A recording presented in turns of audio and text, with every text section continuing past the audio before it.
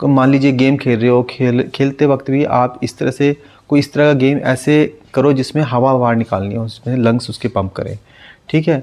किसी भी तरह का वो आपको देखना है किस तरह करना है। मान लीजिए आपने मिट्टी को बिखेर दिया और एक जो टाइल्स होती है ज़मीन पे टाइल्स बनी होती है, और उसको कहता है भाई ये फूंक मार मार के आपने इस टाइल के बीच में लेके आना है या इस टाइल से अलग करना है, ठीक है।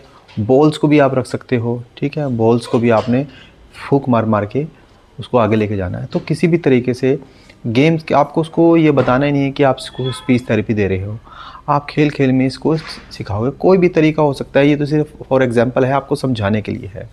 इसी तरह है टंग एक्सरसाइज भी इसी तरह कर सकते हैं।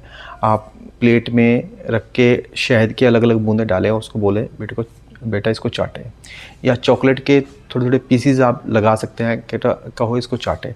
अब बच्चा इसको चाटने की कोशिश करेगा तो जाहिर सी बात है टंग एक्सरसाइज होगी।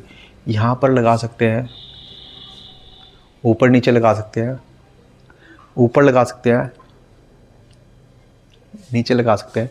तो बच्चा लगाने की कोशिश करे तो होएगा, ठीक है। दूसरा इसी तरह टंग एक्सरसाइज, वो कागज़ के टुकड़े वाला, सूखे कागज़ के टुकड़े लिए, 2 बॉल्स लिए, एक में कागज़ के टुकड़े हैं, उसमें जीभ से चिपका वो कागज़ का टुकड़ा जीभ पे चिपक जाएगा और दूसरे उसमें उसको डालना है।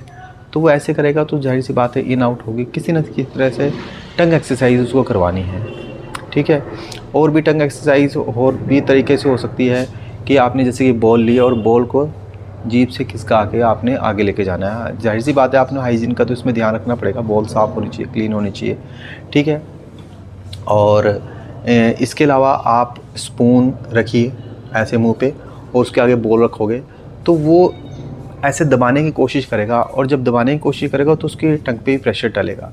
तो इस तरह से आप जो एक्सरसाइज आप करवाओगे, प्रैक्टिस करवाओगे तो जाहिर सी बात है वो कर पाएगा। रही स्पीच थेरेपी वाली बात, स्पीच थेरेपी कैसे करवानी, स्पीच थेरेपी का भी यही चीज़ है, आपको उसको ज़्यादा देर प्रैक्टिस नहीं करवानी है। आपको जो कुछ भी बुलवाना है या टंग पोजीशन करेक्ट करवानी है, सिर्फ 2 मिनट या 3 मिनट ही करवाओ। बेटा इसको जीभ को ऊपर लगाओ, या ट बोलो या स बोलो या ब बोलो, या स्टैमरिंग की आप प्रैक्टिस करवा रहे हो, स्लो स्पीड की प्रैक्टिस करो, 2-3 मिनट करवाओ।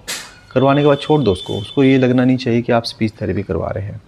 फिर उसको 2 मिनट बाद फिर कोई ना कोई ऐसा टास्क दे दिया जाए जिसमें वो उस तरीके से बोले, चलो बेटा आज कोई गेम खेलते हैं, हम बोलेंगे let's go we play now. आप इस तरह से कर रहे हो कि हमें इसी तरह से बोलना है, ठीक है। कोई भी आप मूवी के नाम से प्ले कर सकते हो या फिर कोई टॉयज़ के नाम से प्ले कर सकते हो, कोई भी प्ले है, प्लेइंग कोई भी गेम